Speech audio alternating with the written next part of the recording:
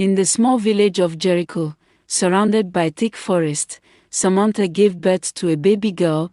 The rain had just stopped at night. The sky was dark and quiet, as if the clouds were listening. Her husband had cried in a road accent 3 months before. Her only support was a fading memory of her mother, Mama Shiva, a strong woman who was both feared and loved. Mama Shiva had cried a strange death. No one understood it. She screamed for hours before her last breath, shouting names no one knew and begging someone to forgive her. Nobody ever told Samantha what really happened. Still, Samantha missed her mother more than words could say, so when the time came to name the baby, and the elders asked her, she didn't hesitate. I will name her Shiva, she whispered, after my mother. The air grew cold for a moment. The village elder coughed, glanced at the sky, and said nothing. Somewhere in the distance, a dog howled. The baby girl was beautiful, soft skin, sharp eyes, and a tiny birthmark shaped like a tear under her left eye. For the first few days, all was calm. She fed well, slept well, barely cried. But then came the 7th night. At exactly midnight, Samantha was woken by a sharp, blood-curdling scream. She jumped from the mat. The baby was red in the face, her mouth wide open, her voice not sounding like a baby's cry, but like a grown woman screaming in pain. It lasted for 3 minutes, then silence. Samantha was shaking. She held her baby close, rocked her back to sleep, and tried to forget it, but it happened again and again, every night. At midnight, the villagers started whispering. She named her after a dead woman. Maybe the spirit is not resting. Maybe the baby is not just a baby. On the 14th night, Samantha had a dream. She was standing in her late mother's hut, though it was now old, dusty, and full of cobwebs. The baby was lying on the floor, crying. In the corner of the hut sat Mama Shiva, but her face was not the same. It was darker, swollen, and her eyes were bleeding. You gave her my name, the spirit said. I was not ready to return. Samantha woke up sweating. The baby screamed again. This time, Samantha saw something.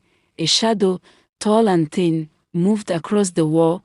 There was no lamp lit, no window open. She screamed, but no one came. The next day, Samantha visited Mama Santa, the oldest woman in Jericho, almost 100 years old. She was half blind, but her ears still worked, and her mouth never lied. Samantha fell to her knees. Mama, please. I named my child after my mother. Now she screams every night. What do I do? Mama Santa sighed. Young girl, she said, do you know how your mother died? She was sick. Shouted. Then she died. That's what they told you, Mama Santa said. But your mother was not sick. She was taken. Taken? Samantha whispered, yes.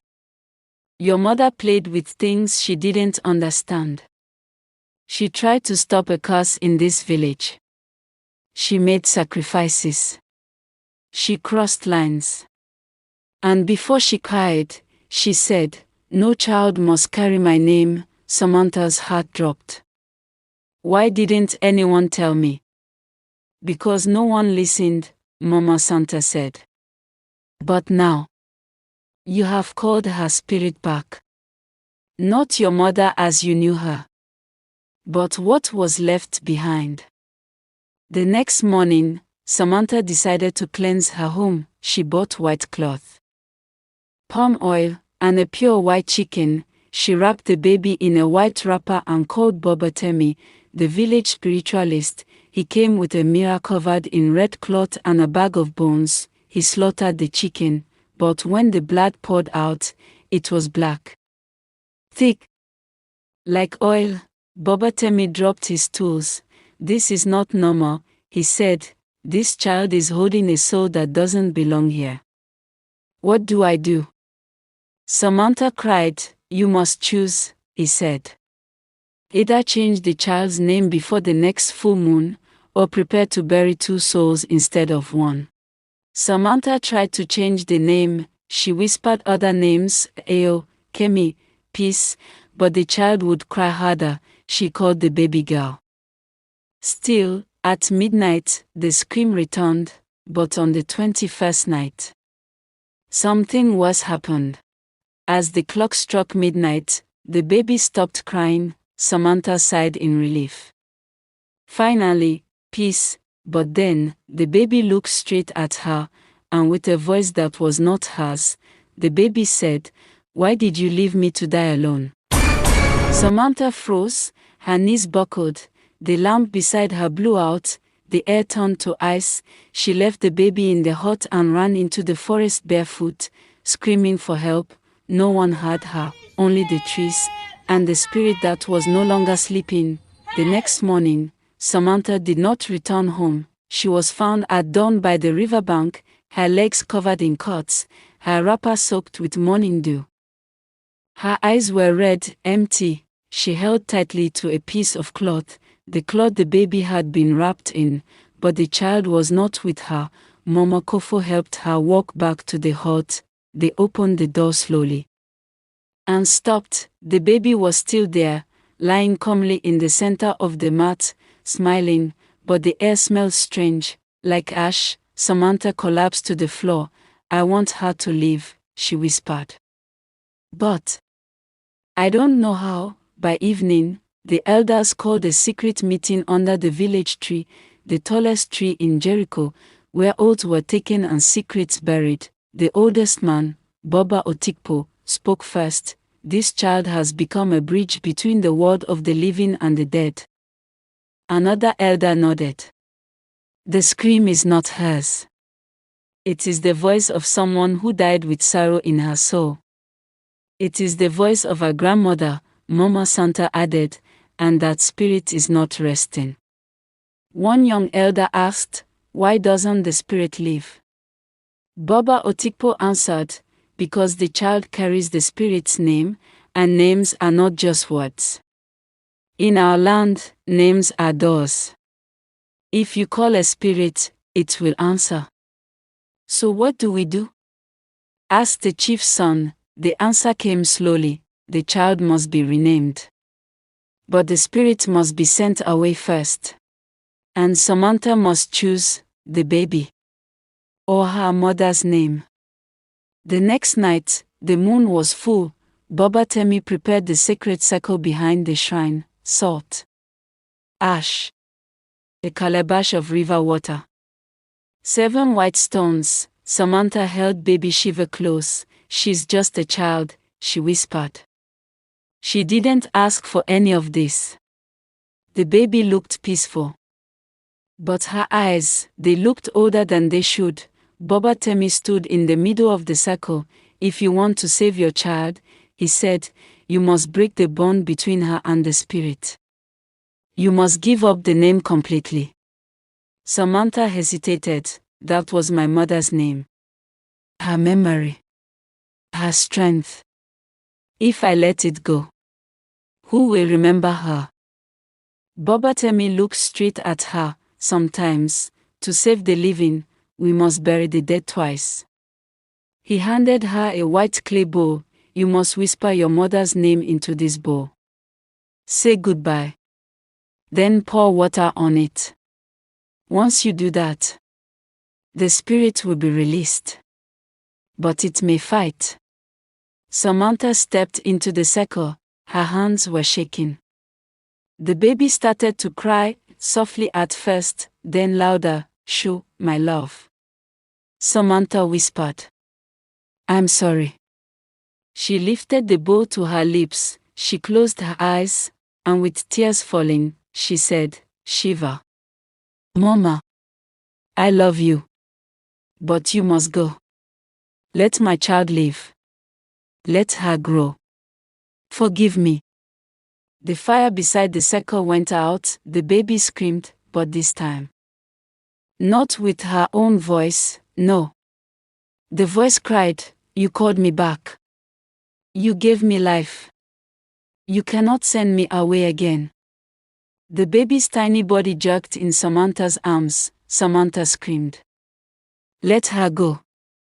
She poured the water into the bowl. Thunder cracked across the sky. The baby's scream stopped instantly. For a moment, silence filled the air. Then the baby blinked, yawned, and fell asleep. It has been 7 days. No more midnight screams. No more shadows. No more dreams of bleeding eyes or dead forest. The baby sleeps peacefully now. Her new name is Komora. But Samantha still keeps the white bowl. Sometimes she stares at it for hours, not knowing she's activating the spirit. To do come with a bigger nightmare, she continued thinking about her mother, because even though her child is safe, she feels like she buried her mother a second time, and that pain is quiet, but it never really leaves. Samantha checks on her baby every minute, without knowing what's next. The days after the ritual were quiet. Komora, the baby, slept peacefully. Samantha felt hope for the first time in months, but something was not right. One evening, as the sun dipped behind the hills, Komora opened her eyes wide. She looked at Samantha with a strange calmness. Then, in a voice clear and deep, far beyond her age, she said, "Mama, why did you let me die the second time?" Samantha's heart stopped. Tears fell uncontrollably. She held Komora closer, whispering, "My child, I am so sorry. You're safe now. I promise." But the baby's eyes glowed dark. "No," she said. "I am not Komora. I am Shiva." Samantha sat with Bobatemi the next day. "Why is this happening?" she asked. Voice breaking, Bobatemi shook his head slowly. "Some spirits do not leave. Even when freed, they stay inside those they once loved. They wait for a moment to return." Samantha remembered her mother's sorrow. She cried, "I buried her name. But did I bury her soul too?" Bobatemi nodded. "The spirit clings to the living through words, memories, and love. The baby speaks early because the spirit is growing stronger." That night, Samantha did not sleep. "Komora," Mama Shiva called the baby's name in the dark, her voice like a whisper from far away. "Why did you leave me?" Samantha took the child in her arms. "I never wanted to leave you nor change the name," said Samantha. But the baby's eyes were not the eyes of a child, they were the eyes of a woman who had lived too long in pain. Suddenly, Komora reached out and touched Samantha's face. A coldness spread through her bones. "I am tired, Mama," the voice said. "Let me rest." At dawn, Samantha found the baby cold and still in her arms. Tears poured as she rocked her gently. She whispered, "My sweet Shiva. I'm sorry. I couldn't save you." The village gathered around the hut. Mama Santa spoke softly. The spirit finally found peace in the only way left, returning home. Samantha's heart broke into 1,000 pieces.